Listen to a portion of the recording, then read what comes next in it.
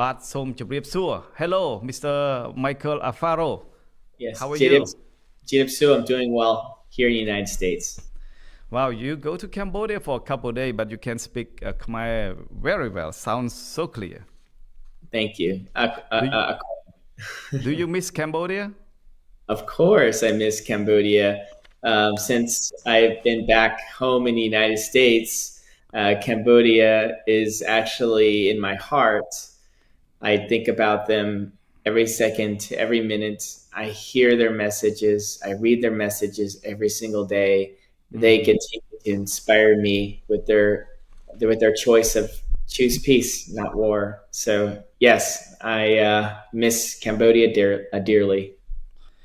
what do you miss Cambodia the most which part of Cambodia Uh, I miss I miss being with the people and being with the people on the border, all the way to the capital, just seeing their resolve in and pursuit of peace.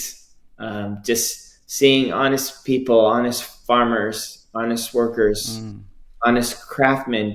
On yeah all they do is they live their daily lives, yeah and they try to earn an honest living while you have an aggressor from Thailand who's locking them out of their homeland, who's locking them out of um, the roads where they can access food, medicine, and their jobs. And it's absolutely depressing to see everything that's unfolding and to see Thailand continue to violate the ceasefire that President Trump brokered.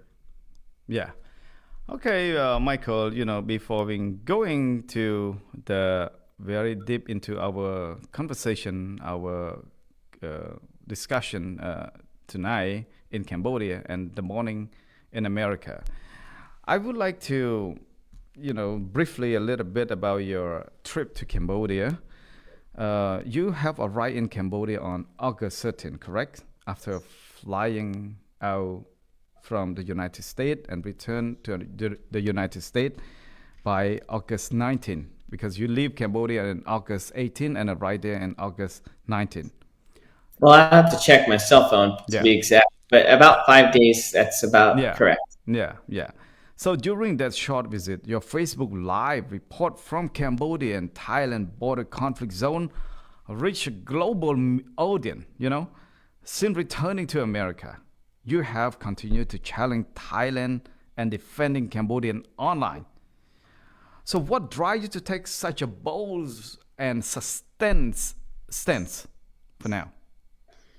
Well, I wanted to travel to Cambodia to see what is happening on the border because everything that I was hearing in the United States, it just didn't add up.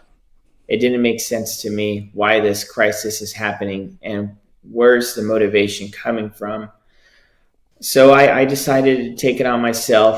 I contacted several news organizations from Newsmax to One American News to Gary Franchi's Next News Network, who's now covering the story daily. And I asked everyone, would they please come with me? They all have White House press credentials. They all have White House correspondents on their teams. And we need to get the message exactly what is happening here because there could be a breach of President Trump's ceasefire and the war is immediate. And by the time we land, there will be significant casualties.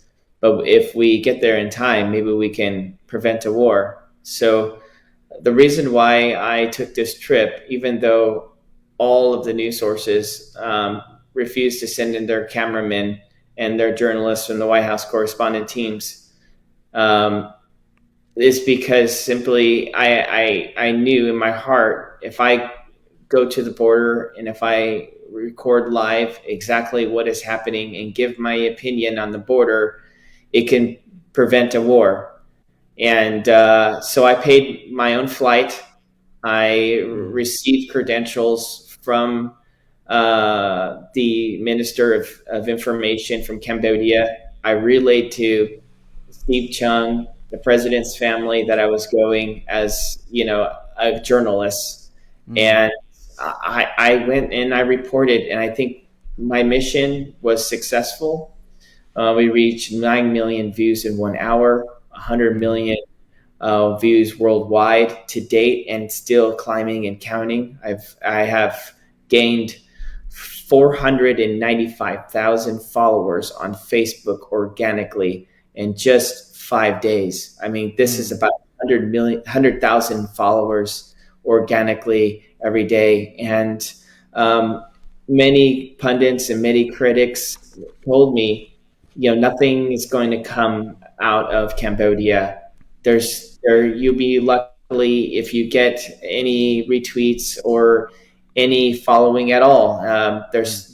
There's nothing here to gain from going to Cambodia. But Yeah. uh, I think putting myself on the line, my reputation, my family's safety, my safety, Mm. it just shows the world that they're wrong. That there are millions of people, 17 million Cambodians worldwide, that is calling on the world, the free world exactly, for peace and Mm. to choose not to engage in war. Yeah, Michael, traveling to Cambodia in the middle of the tension border conflict is a high risk, as you know that. The decision was made is really difficult. So what compelled you to go there at that particular moment? And to be clear, was your mission entirely independent, or you were invited or supported by anyone in Cambodia? So you Well, said earlier that you it just was go there with your own money, right? But correct. So whenever I do move a delegation, whether it's for media, whether if it's for humanitarian or NGO work, you mm-hmm. always want to seek proper authorizations from the country. So Mm. I sort out with my motive. I contacted Cambodia and through a journalist, Soisa Peep, and I've asked permission, and I said I will not get on a plane unless I have a written letter from the Minister Mm. of Information that gives me authorization to Mm. interview the Deputy Prime Minister, and see and tour the border crisis. Mm. When we submitted the letter for approval at that time, One American News was committed to send in their White House correspondent team, and I was going to be acting as the leader slash producer and help facilitating the news, and not be on the camera. But Mm. everyone canceled the trip because they got a safety brief that a war was likely to break and there'll be Mm. casualties, and maybe for our safety we shouldn't go. But I gave my word to Cambodia that I would go and seek for myself. And to be honest with you, I'm biased towards Thailand. I have long business relationships with Thailand. I have Mm. worked in 2018 with the Thai rescue team. We Mm. rescued children from a collapsed dam in Laos. Our work was covered and published on the UK Daily Mail, the UK Metro, the Mm. Associated Press. Our work was covered even at the US Embassy, gave praises for my work. And the team I worked with was Thailand, China, and Thailand NGOs, and even Chinese NGOs. And we were able Mm. to, put all of our politics aside and focus on humanity. So, and just the history of Thailand, Mm. taking in refugees from the Secret War, helping out even with refugees during the Pol Pot War and the killing fields. Mm. I came in here more sympathetic towards the Thailand side. However, seeing the footage, it doesn't deny the facts.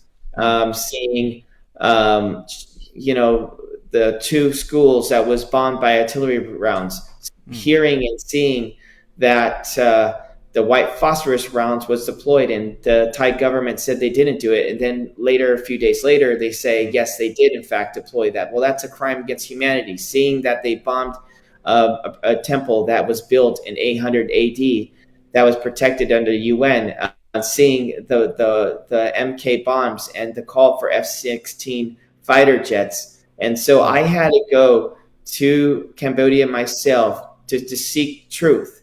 And I have to, um, with my own integrity, I have to report on the facts. And the facts are Cambodia is not the aggressor, Thailand is. And there are disturbing facts that are coming from Thailand's side that I absolutely disagree with. These are decisions made on my own fact finding and my own investigation. This has nothing to do with Cambodia's telling me that they're innocent, and here's why. Everything that I pushed out is on my own dime, my own expense today. I've lost over $10,000 on this mission, but God has blessed me as a businessman, and I'm very financially secure. So I took it on myself because I thought if this is a moment in my life where nobody pay you at all. We could save a war. Go ahead. So nobody pay you at all. Nobody paid me a dime. Nobody. Okay. So Right. I have a question. If Cambodia were to pay me $1, I would have to register under the Foreign Registration Act. I would have to disclose that publicly and file a report with the Department of Justice, the U.S. Department of FinCEN, which is our financial law enforcement, the Lobbying Disclosure Act from the House and U.S. Senate, and even the White House. And so, but I did not receive any payment from Cambodia's government. Yeah. I am not responding on behalf of Cambodia's government. I'm responding on the behalf of the American people, my own personal interests, and I am responding as a concerned United States citizen, and I'm acting in the capacity of a freelance journalist. Michael, how do you know Soy Sapir? Why you contact Soy Sapir? Why you able to contact him? Well, Soy Sapir put out, some news about renaming Highway 4 to Donald Trump Highway. It reached over 2 million views on social media. Prior to that engagement, I saw his social media post about defending their side of the argument that they are not, in fact, the aggressors, which got my attention. But I was watching closely, so I reached out to Soy Sapir. I learned that he was also part of the delegation of the 1991 Paris Peace Accords that helped establish what is, in fact, the country lines that defines what is the property and the rights of Thailand and what is the rights of Cambodia. So with all of his insights, I said, maybe we can do something. Maybe we can help him bring this out to the mainstream or bring this news story to the United States. And so I engaged Soy Sapir, and I said, if you can give me a written letter with approval from the Ministry of Information, then I will deploy a team, or if I will go myself, and I will see myself by firsthand everything that you're saying. In fact, if it's true. Yeah. So, Michael, some critic question about your credibilities, pointing to your roles as a White House correspondent and suggesting that it is a misrepresent. So how do you respond to these criticisms, and what would you say to those who doubt to your legitimacy? Well, thank you so much for bringing up this question. Thailand lied and said that I said that I was a White House correspondent. I never once said I was a White House correspondent. I never once in my application to Cambodia that I said I was a White House correspondent. I never said on any post, on any interview, on any article that I was a White House correspondent. Okay. In the application from the Ministry of Information, we have a White House correspondent, credential journalist who was going to be with me on the team. He was the one that was supposed to be interviewing the Deputy Prime Minister, and even Minister of Information, Minister of Tourism. He was the one that was supposed to be covering the news story and be on the camera and the spotlight. And so what happened was, because everything happened so rapidly, I bought my ticket to Cambodia 6 hours before I got on a plane. And just imagine just imagine trying to tell your wife that you're going to report on news on a war zone, and I'll be back in a few days. That conversation wasn't easy. So by the time I arrived at Cambodia, the government, because of the time frame, just wasn't caught up to speed. And somehow I think because I stepped in and I reported it, and I made it very clear, I'm acting as a journalist. I know I came here with White House credentials with the team from One American News. However, I'm acting as a lone journalist, and we're going to get this interview completed, and we're going to solicit it to the AP. And I have some contacts who are interested in the story as soon as we cover it. So we went to go ahead and cover the news. And what happened was the deputy prime minister, someone who was managing his social media account, stated that Michael Alfaro, White House correspondent, interviews deputy prime minister. And by that time it was out there, it was already too late. I wasn't even aware of the post because I was on immediately after the interview. I was on a 6-hour convoy with a military detail to the border for my protection to cover the live stream. So by the time I got done with the live stream, with the border, it reached out millions of views.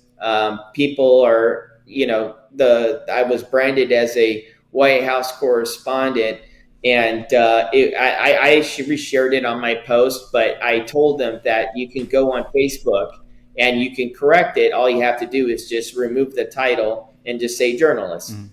But it's already too late. It's already out there. And what Thailand is doing is they're using that the loss in translation of information. They're using it to discredit what I had to report and what I saw from my eyes.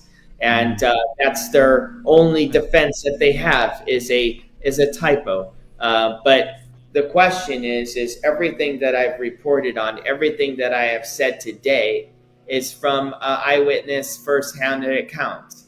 Everything that I've said and I've reported has been truthful. And the only defense that Thailand has is to find ways to discredit the reporting and to delay, and to hide from the truth. Because there's a saying we say here in America, he who hides nothing hides nothing. Go ahead. Michael, I see your Facebook posts a lot. I have been researching to your Facebook. I know that you never post that you're a White House correspondent on your Facebook whatsoever. And also, I research a lot, go deep down on your photo. Your family have so much like a photo with President Donald Trump and his family. So tell me exactly what is your role with the family of President Donald Trump? Thank you. So my role has always been consistent for the past decade.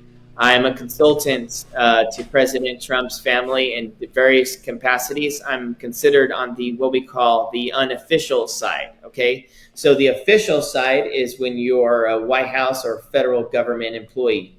The unofficial side is when you're on the campaign side, when you're trying to influence the American people to vote for, the President of the United States, the family, or you're working in the capacity of their business, or you're working in the capacity of of the election side. So my role my relationship with President Trump has always been consistent with everything that you have read from the Wall Street Journal to other various outlets, and even my lobbying disclosure reports. I've always been a consultant to the President Trump and his campaign.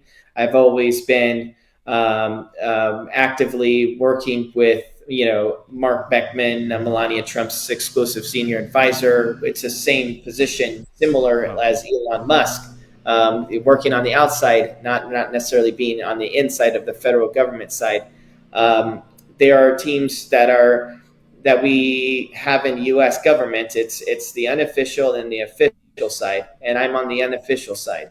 And so every day I was on the ground, I've been communicating with the president's family every single day. and I've been letting them know every step along my journey. They are concerned for my safety, and they know of everything. I even communicated with Steve Chung. I text him personally from my cell phone, my viral video that reached over 9 million people, and I briefed him through text, and he received it. And yeah, so that's my capacity. I know it's So you difficult you you you to so understand. yeah, so you report to them all the time, right? So even in Yes, you were in Cambodia. correct. Did you still talk with the Trump families and also like Melena's lawyer regarding your trip to Cambodia Yes, every single day, and every still single day? because we work every single day together. So you can. I work in a capacity with Hunter Nation. I'm an advisor to Hunter Nation, and that's Don Jr.'s nonprofit and his 501c4. And I work as a consultant for them and as advisor to the president's son, and that's my full time client. And I also have a full time client with Melania's exclusive advisor, Mark Beckman. So I've been working with him Yeah. through the years. Michael, tell me when you met the Deputy Prime Minister Sun Chantol and the Tourism Minister Hut Hak and Information Minister Ned Petras and other, as well as other Cambodian people. So during your meet with those senior officials in Cambodia, did you able to let the communication happen between the Cambodian official and the president's family? No, that would be lobbying. That would be under the Foreign Registration Act, where if they were to ask, can I talk on the phone with the president or the president's family or an elected leader or a sitting, elected office by their direction, their motive, that would be a violation of the Foreign Registration Act. And I did not do that. Everything that I have done on my own capacity. I have communicated through American channels, through American interests, through American-led operation. So I did interview the elected leaders from Cambodia, and I did relay the message through media sources, through channels, to let the people in America know at large. But I've not acted in any which way as a foreign agent to Cambodia.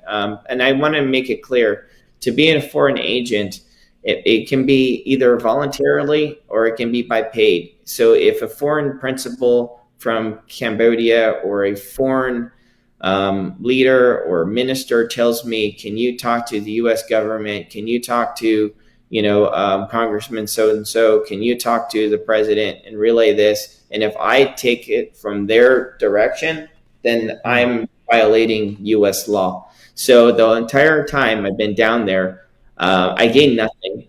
I just reported what I know, what I see, and because I communicate, because I have a business relationship with the family in various capacities, they see everything that I do. They see all my work. They read all my posts. They laugh. We just laughed when we saw the fake news that Thailand pushed out that I'm not connected, or they laughed. We laughed about the one post that said Thailand said President Trump called me, or the U.S. embassy called me, told me to come home. We laughed about that. I mean, I'm very secure with my relationship with the family, and I'm very secure with my position. Yeah.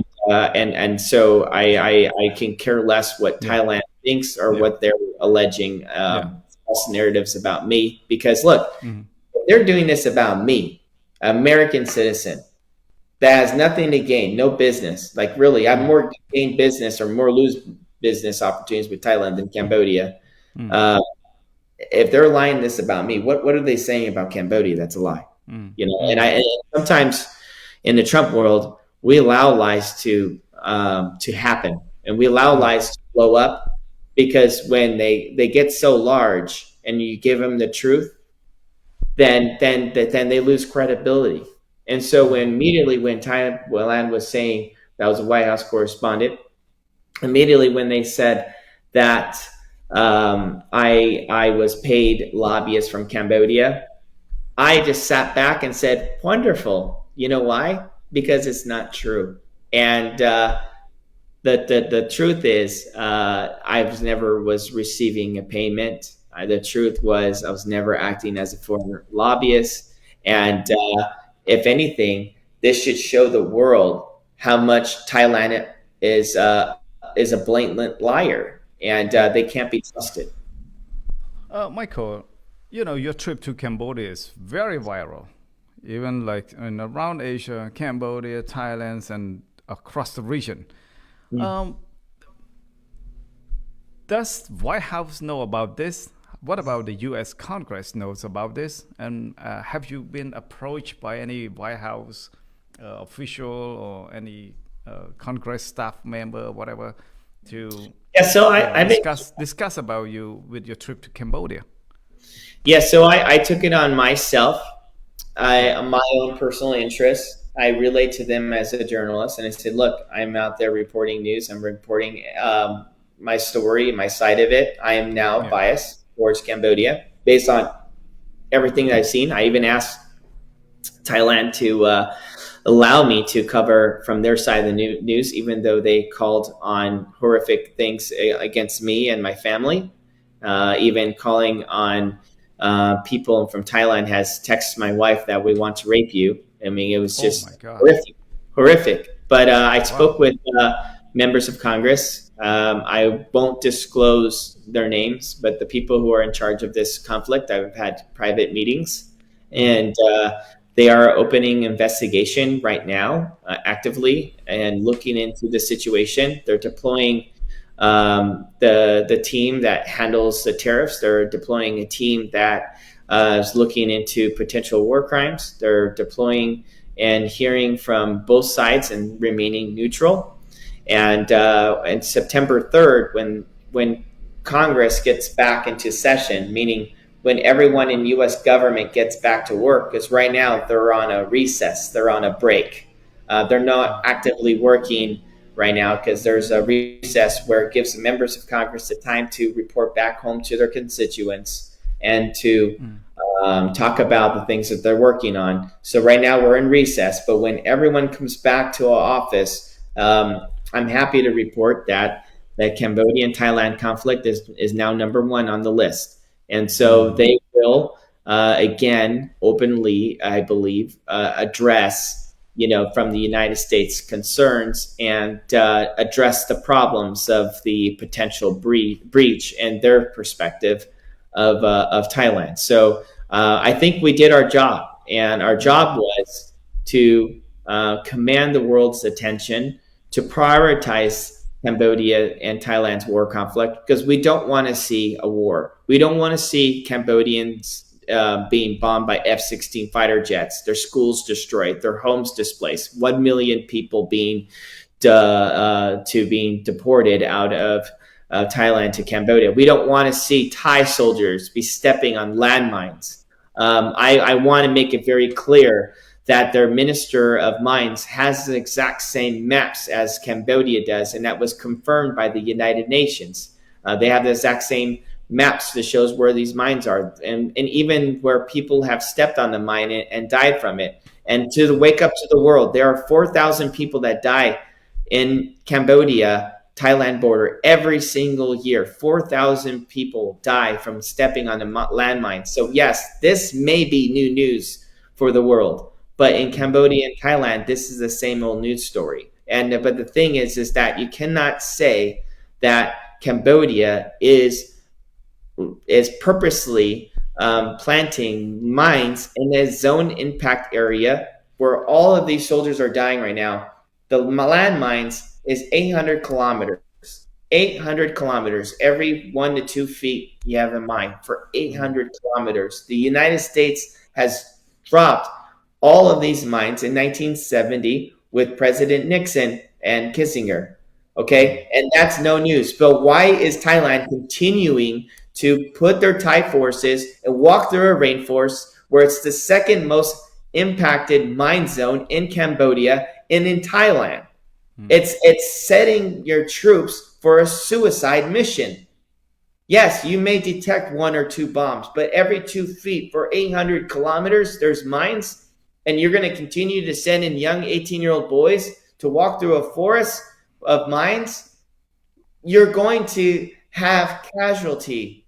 And the minister of mines from the Cambodia is doing the right thing. He's saying, please stay out of this forest, stay out of this region. And he was the president, the sitting president under this UN committee that was in charge of all the mines for 100 countries. The successor now is from Japan. And he even confirmed himself that Thailand has access to the exact same data, the exact same AI, the exact same technologies. So why is it that Thailand keeps on reporting that our soldiers, just like today, they reported that a soldier stepped on a landmine and lost his leg? But my question is why are you sending your Thai soldiers to a mountainside, to a rainforest that has mines for 800 kilometers? There's no way that drugs, trafficking, laundering money is walking through a mine forest, literally a mine forest. It's not possible because you would die. We don't even have animals, and we don't even have birds that live in that area because it's just full of mines. But yet you keep sending in your young troops, and so it's problematic. And everything that I'm reporting on is facts. Michael, Thailand has officially blacklisted you and Mr. Gary Frenchy and banning you guys from entering Thailand. So do you see this is a personal cost of your advocacy, or do you regret the consequence?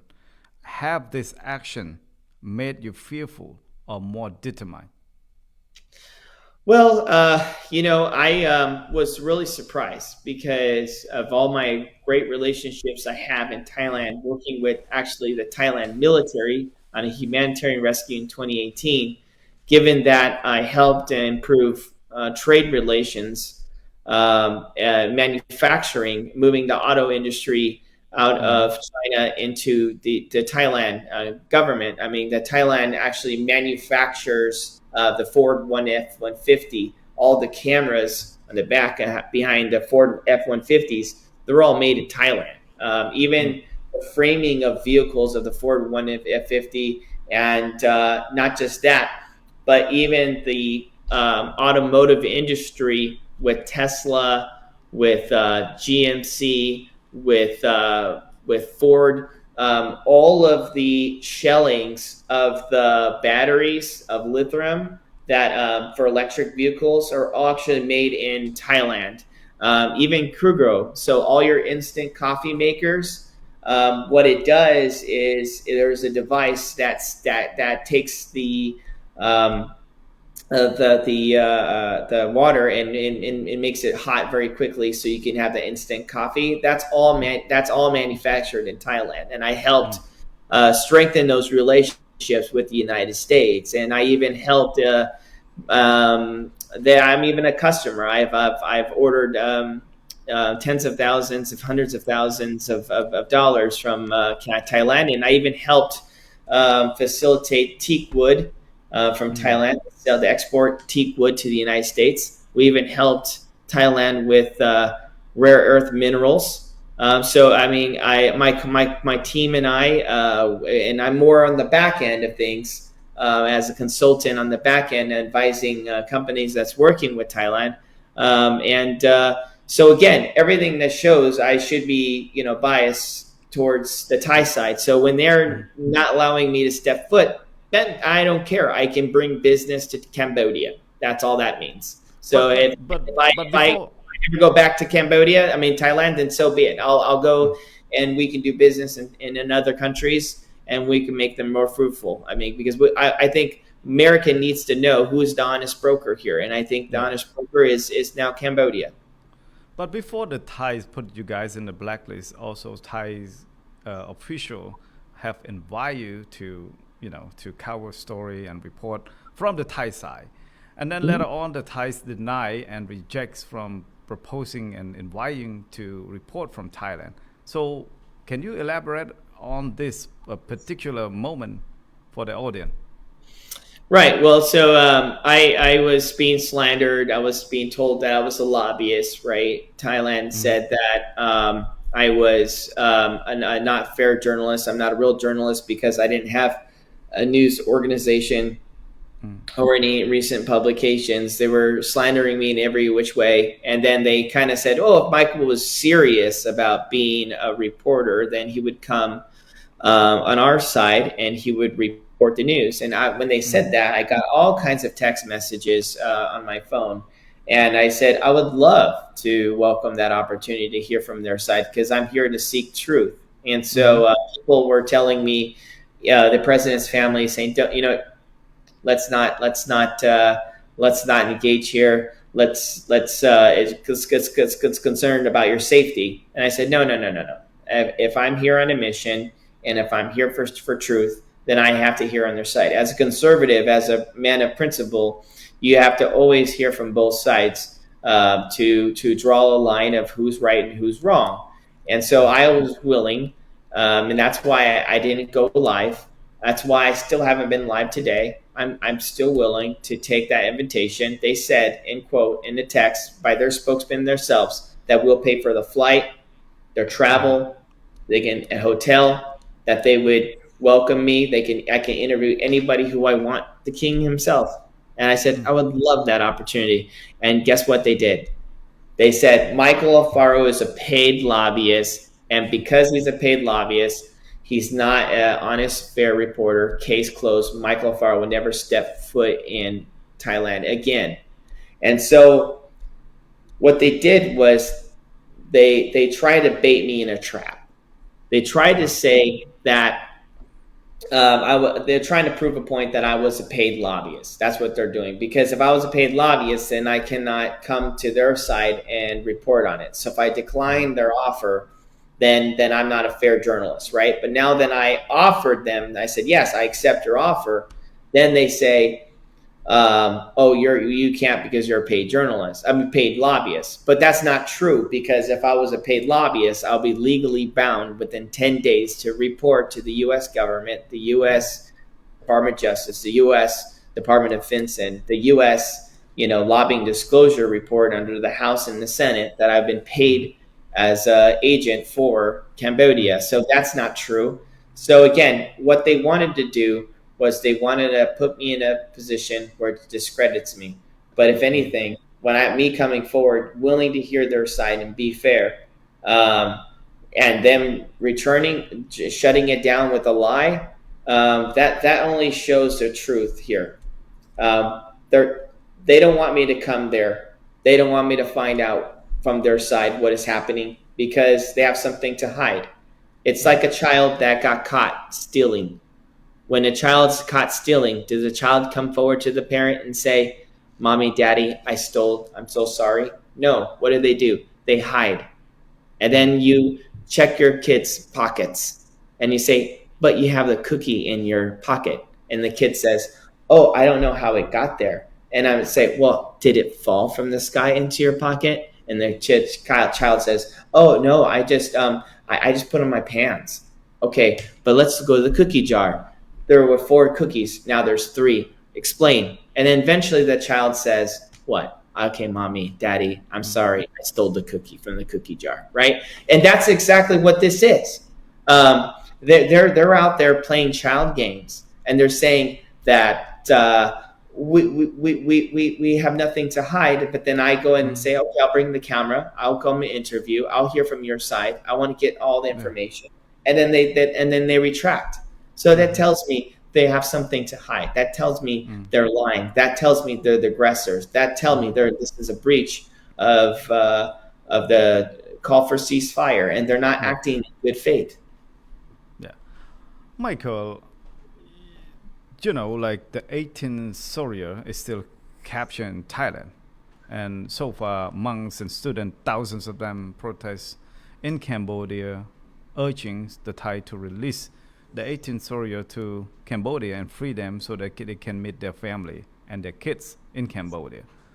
So, right now, do you hear anything from America's side in order to intervene for the release of the 18th soldier? Yes. So on the American side, people are not aware of what's happening on the ground. Mm-hmm. They are not aware that of the 18 captive soldiers. So they are aware now because of the reporting, and that's why they sent out a team to do an intake of what exactly is happening. Mm-hmm. Thailand has been very successful as far as suppressing the media and controlling their narrative of what's happening and controlling of what the United States and Europe is hearing about this border conflict. But Congress does now know about it. They are actively researching it and they're investigating it. I know the president is aware of it. It was relayed to him based on the reporting that's been cycling out there, and they are getting to it. Michael, do you have any, like direct threat, particularly from the Thai source? If so, how have you respond to that? Well, when you have a multi-million-dollar smear campaign running against you, the only thing you can do is steadfast, tell the truth, tell the news. The Thai people, Thailand will not kill me, will not harm me. It's all a scare tactic to get me to be quiet. If they were to harm me, and if I were to be killed at any of my guest speaker events or be killed in American soil and they committed an act of terrorism crime against me, well, guess what? The United States will come in and give them the wrath of God. And not just that, but I have 500,000 Cambodians in Cambodia that love me, that hear my message, and I stand with them, and I know they stand with me. So nothing would ever harm me, and I'm not afraid. I'm not afraid of bullies. I'm American at heart, and this is how American spirits fight. Cambodians, they smile with a broken heart, and they're resilient in peace. But Americans, we stand up to the bully, and we tell them that they're wrong, and they need to knock it off. Michael, I want to ask you some very romantic question. Before you go to Cambodia, I'm sure that you're gonna tell your wife, and then your wife she just have a newborn baby. So this is a very critical moment. It's very hard for the decision for you to travel during you have like a newborn baby. So how do you manage that? And what do you tell your wife and your kids about that? Well, it wasn't easy. But my wife is a champion. So I have a newborn, he's 7 months. And I had to step away. And I told them, I said, listen, I understand that I'm not going to make any money on this trip. I understand that I was supposed to break even if the news agency from One American News was supposed to pay for my flight and hotel accommodations. And but I told them I'm a man of my word. I'm a man of my word to you, my family, and to my business and to my reputation. I have to keep my word. Otherwise, my word will have no value. And I have to go on this mission, whether I make money or not. It doesn't matter. And the argument went on. It's, why are you going here? You have no business. If we live here in America, like if the world falls apart, then how is that ever going to impact us? I said, eventually in time it would. But think about it from this perspective. If you can go to a country where there's a border conflict and report live on Facebook and give an opinion about it and ask some questions, where is the evidence, Thailand? Where is the evidence that Cambodia was causing a threat where you had to defend yourself to level this whole village? And if I ask that question, and if everything that I'm seeing here in the United States is true, and if I go to their soil, to their troops, to their border, to their wall, to their leadership, And if I ask them that question, and if we can prevent a war and save lives, well, that's the meaning of life. And that is something that money cannot buy. And that's something that's born in me. God has put that in my heart. God has put that spirit in my heart. And I cannot deny it. That's just who I am as a person. And so I love you. I'll be back. I'll be safe. This is not my first time me doing something like this. And this won't be my last. But as long as God puts it in my heart and my spirit, I will continue to report the truth. So you said you want to keep your word. Why do you have to keep your word? And, why does it matter? Well, it's something that's installed in me as the United States Marines. As a United States Marine, your integrity is everything. And I just have it in me. I have to keep my word. If I tell you I'm going to help you, I'm going to help you. If I tell you that my answers are, I'm not too sure what good can come from this, then that's exactly what this is. But when I put my reputation, as a business leader, as a person, I keep it. And that's why I'm where I am at. That's why I have access to the president. That's why I can facilitate meetings, and I can get in front of the line for any one of my clients. I can get the president's attention because the president, what he loves, what he wants from his people is loyalty. And that's what I bring. I bring loyalty to everyone, and that's who I am as a person. So that's why I'm successful. I'm successful because of loyalty. Look behind me. I have a picture with Melania, Trump, my kids, all of us. This was done during Easter, and I have another picture of President Trump with me in the picture. I have the lanyard when I met the president. I have all my office. I have pictures with the president, not just with Trump, but even Bill Clinton and Barack Obama. I have I've been that's my reputation, because if you can't keep your word, what good are you? Correct. Yeah. So my other question, there was a report that Mr. Soysapip, a founder of the DAP News, proposed renaming Cambodian National Roadfall in honor of President Donald Trump. While you were in Cambodia, did you hear anything official from government leader regarding this proposal? Yes, so I spoke with the Minister of Tourism, and he said he would love the idea. He would embrace the idea. He thinks it would be good for tourism, good for safety, and the Cambodian people want it to happen, and it's going through its process. And so it continues to get momentum. And I cannot wait until that happens, because I will take a victory lap. That 140-mile highway will be named after President Trump. We have yet to see something like that in America, and that would speak volumes, and that would resonate with every American. 50 million Americans that voted for President Trump, that would resonate deeply with them. Wow. So right now, do you follow up about that? Yes, I do follow up with that, and they said that they're in the process of review. And so it's going to take its government channels, but everything that's been reported actually has been reshared on their state news, on their local news, and so we definitely have the momentum, and I think it's going to happen in just a matter of time.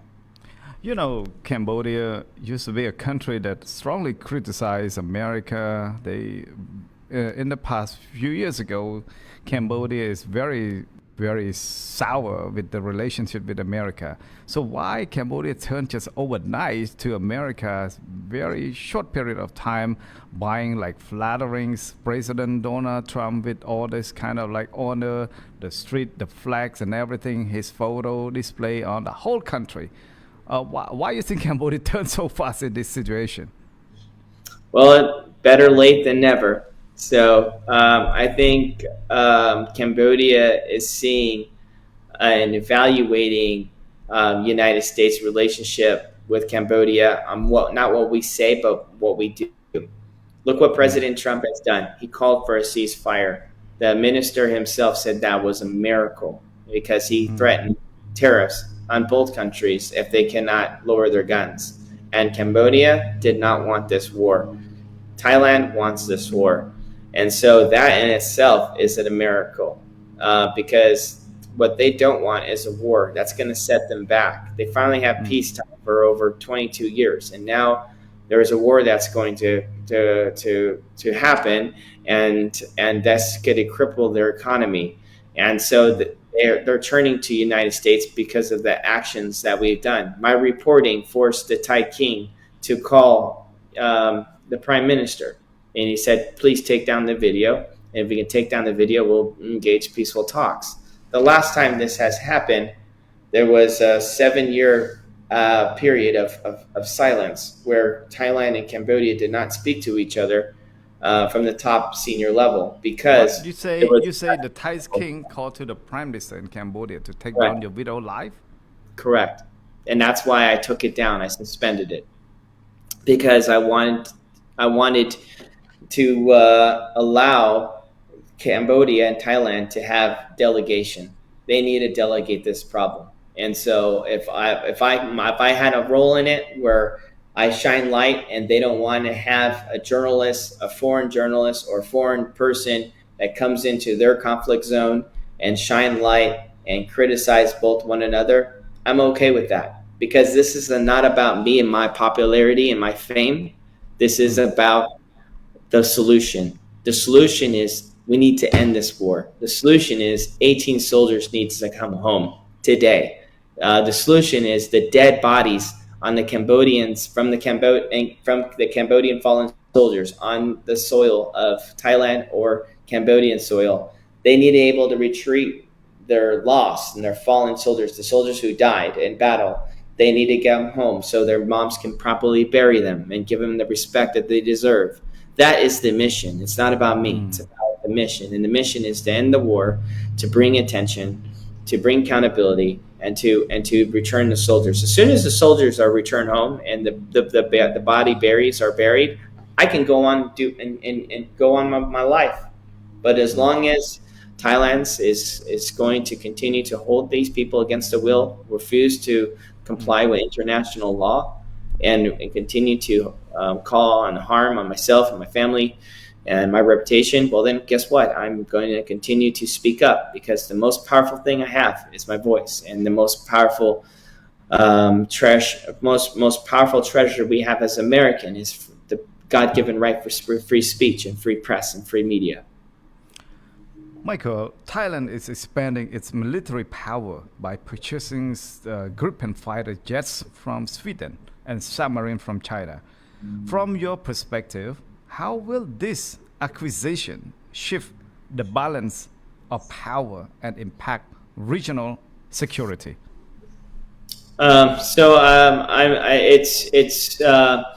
It's concerning, I think, for the United States and the Trump administration that they're taking a step away from the United States, and the reason why they're doing this is because they don't want to behold to principles of peace. They want to be a proxy for China, and they want to expand their territorial line in Cambodian soil. They have their own interests and their own motivation that benefits themselves and benefits China. And so that's why they're stepping away from the United States from trade. And if we sound alarm and if we cover the news and if we report the facts, I think President Trump will be very, very upset about this, and he can fix this problem very quickly. Yeah. Like today, the website, Sweden website, have reported that at least like 2 opposition lawmakers in Sweden strongly oppose the sale of the 4 Gripens to Thailand and other Amazing. weaponaries equipment to Thailand, and then the defense minister of the Sweden said that this is a time for self-defense, for any country for self-defense. So can you elaborate with that? Well, I think that's wonderful. That's wonderful that we actually have strong lawmakers in Sweden that's fighting for truth. They are aware of what the border dispute is. They know that that Thailand is committing crimes against humanity. That's calling in fighter jets to displace over 35,000 people. And there are people that are speaking up. I would actually encourage to look into the two congressional leaders from Sweden, and maybe we should meet. We as a community, as the Cambodian community and Americans abroad, need to write to those congressional leaders and explaining what exactly is happening, and maybe they can call in for intervention to bring peace and stability in the region, and that we'd welcome not just United States intervention, but Europe's intervention. That is critical. That is critical for the longevity and the stability in the Southeast Asians and the Oceans Summit. So I think that that's terrific news. And the spokesman, the defense spokesman, of course, he's going to continue with the order because it brings in millions and millions and hundreds of millions of dollars, over $1 billion of sales, and it helps their economy because their economy is in debt because they're supporting a war in Ukraine versus Russia. So getting the financial support from Thailand is critical for them right now. But there are principles that we have as humans. We must avoid war at all costs. And I feel that if Cambodians and if the Cambodian government were to write letters to Sweden and expressing great concerns, lawmakers, I think this would be helpful because then they can intervene. And let me stress another point. Most of these rounds that are engineered, and even though they're designed and manufactured and developed in Sweden, most of the technology still comes from the United States. So as long as it's 5% engineered in the United States, President Trump can intervene and tell Sweden to not continue to deploy weapons to Thailand. He has that power and the ability to do so. He can even threaten Sweden to defunding the aid that we support them for their sovereignty. So President Trump, at the bottom line, is in control, is in charge, and he can make the swift action as soon as he hears and truly gets to weigh in after everything goes through its own process. Wow. Michael, despite agreeing to the certain points ceasefire protocol, the Thai military continued to deploy barbed wires and use long-range acoustic device against the Cambodian civilians in Banteay Meanchay's province. So what do you believe is the real reason behind this aggressive action? The reason behind this aggression is that prior to World War II, I hear and I read that Thailand had more land, and because the Paris Peace Accords was established, they were awarded less land, and Cambodia was awarded more land, and that was because Cambodia was helping the United States in World War II in some capacities, and they were helping in the United States with the Vietnam War. Thailand wasn't. And so not in certain wartime capacities. And because of that, there was the lines have been drawn. And now there is propaganda from China that's influencing Thailand. And Thailand is pushing out propaganda that the border lines are not fair and that they belong to Thailand. And it's been disputed over 500 years. Even the president acknowledged that. But the truth is, since 1991, we established the lines, and what Thailand's doing by violating this is they're testing President Trump. They're testing his resolve. How is he going to respond? And this benefits this war and disable to bring what's the word, to bring a disruption in this in the Southeast Asians really benefits China for the long game. Mm. Um, yeah, so that's exactly what's happening. So buying this kind of like bullying, is there any gonna be a tariff consequence to the Thailand from the United Well, States? President Trump said on the news, on Fox News, that if it continues, then he'll pull out of both Cambodia and Thailand. That's what he said. My suggestion is yes. I think that ultimately Thailand could face tariffs. Thailand Mm. could face a tremendous hardship in other ways. Thailand can be blocked from replenishing their heavy artillery rounds to their Yeah. high rockets to the motors fires. And as soon as that happens, then it's obviously Israel will follow. Israel has sold a number of firearms for Thai forces. I think that just changing gears really quick, I think Cambodia should come out publicly and support Israel Mm. and support the call of the release of the prisoners held in captivity in Gaza, and because they have common grounds, they have common causes, they can come and say, look, we don't want war, the world doesn't want war, return the soldiers home so we can end the war. Same thing what Israel's doing is the same thing what Cambodia is doing. And if they were to align with Israel, then guess what, Israel won't sell any more firearms to Thailand. And I think that it benefits when you exercise peace. Go ahead. Michael, do you intend to, to testify before the U.S. Congress on Cambodia and Thai conflict? If so, what key message would you deliver to Americans lawmakers? Well, I would welcome that opportunity. I would welcome to testify in open hearing everything that I've seen, everything that has been done, and I would report exactly what happened. You have two schools that was bombed by heavy artillery shells. Mm. Those heavy artillery shells were deployed from Singapore. Did weapons exchange for Thailand, and Thailand, leveled with Singapore artillery rounds to schools, and the only schools in the region for these people can learn how to read, write, and work in a factory. And they destroyed that. They also destroyed innocent bystanders' homes, leaving Mm. 35,000 people displaced.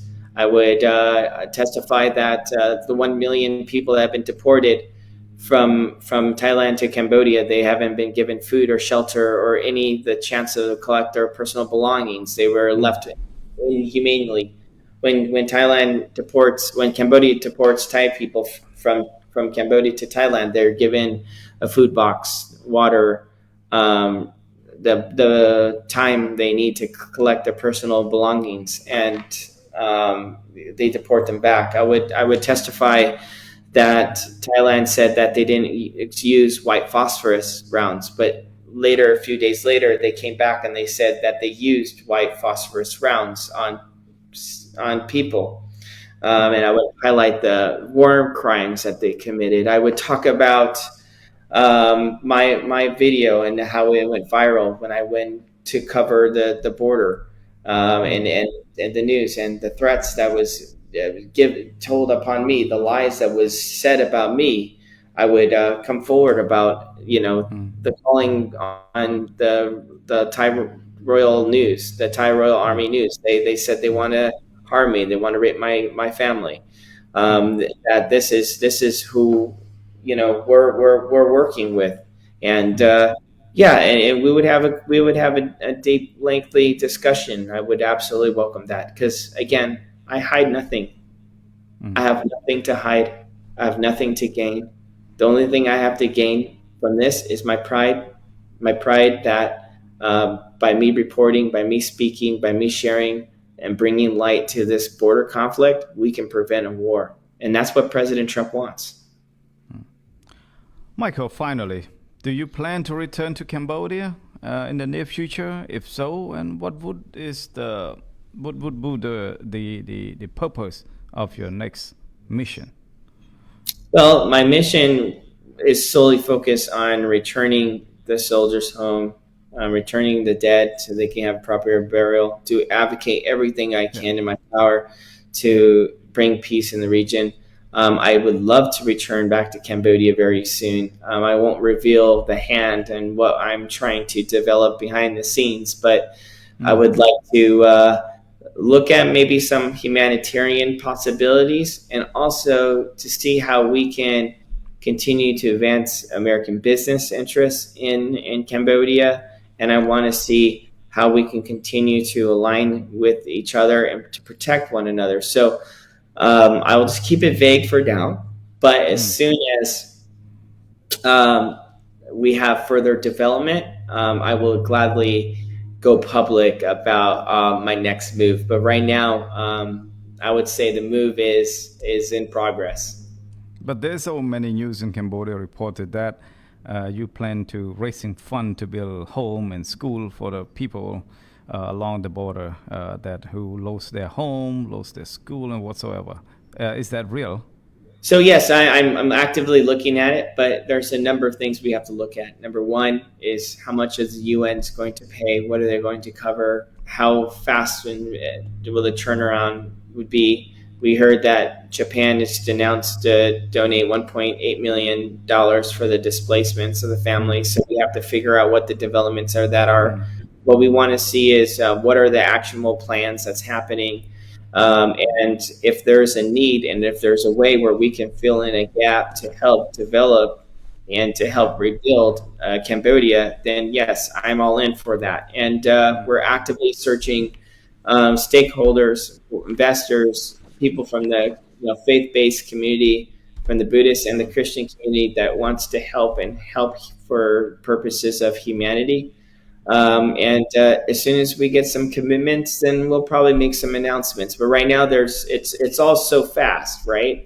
And two is that if we were to rebuild anything, we want to make sure that that rebuild is going to be safe, for the people. We don't want to rebuild and put people in harm's way, because the people suffered enough from Thailand, and we want to be thoughtful. So before we jump the gun, I want to make sure it's done right. And also, whatever you hear in the news, whether if it's from Cambodia or Thailand or the United States, if it's not from me, then it's not news. A lot of times people speak for myself, and I don't approve that, because it creates misinformation, like I'm a White House correspondent, and some other things that was said, like I'm a lobbyist for Cambodia.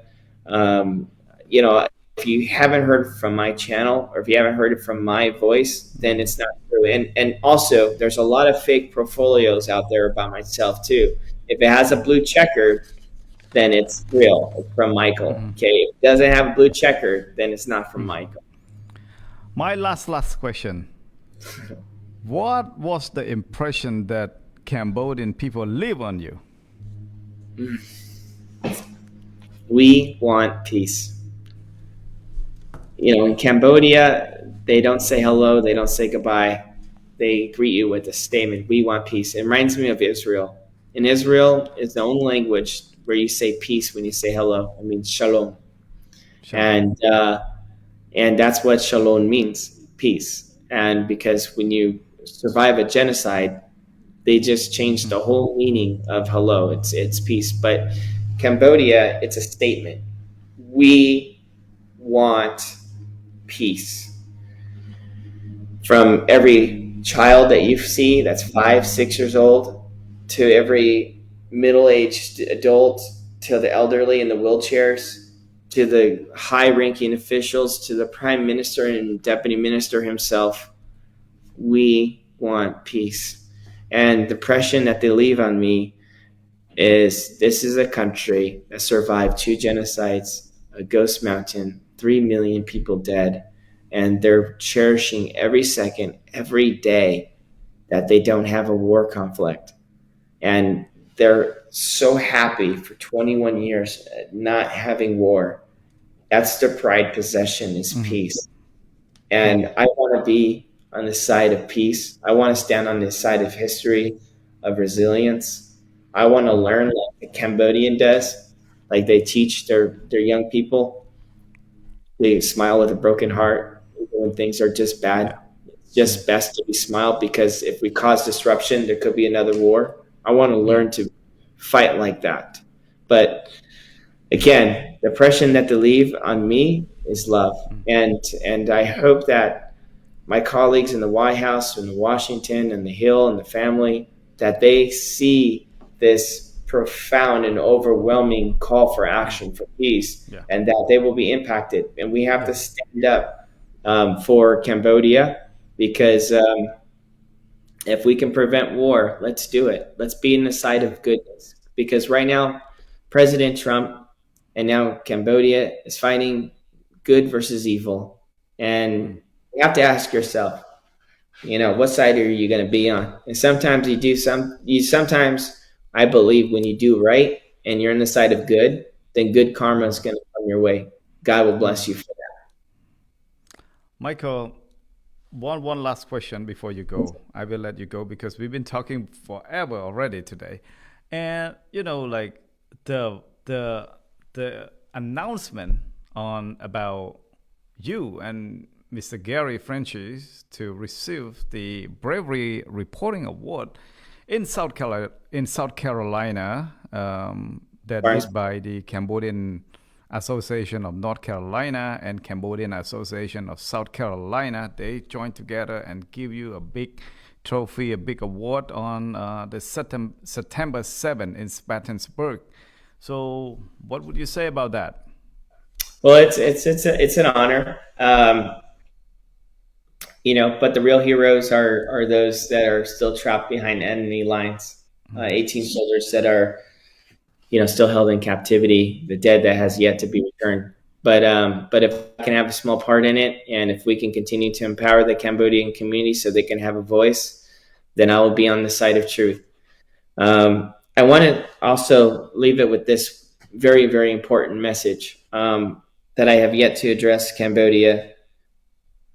Seeing recently the developments where the Thai forces came in with guns, machine guns to be exact, and they're setting up the barbed wire borders with the tires, and you see the innocent people that are responding with bamboo sticks.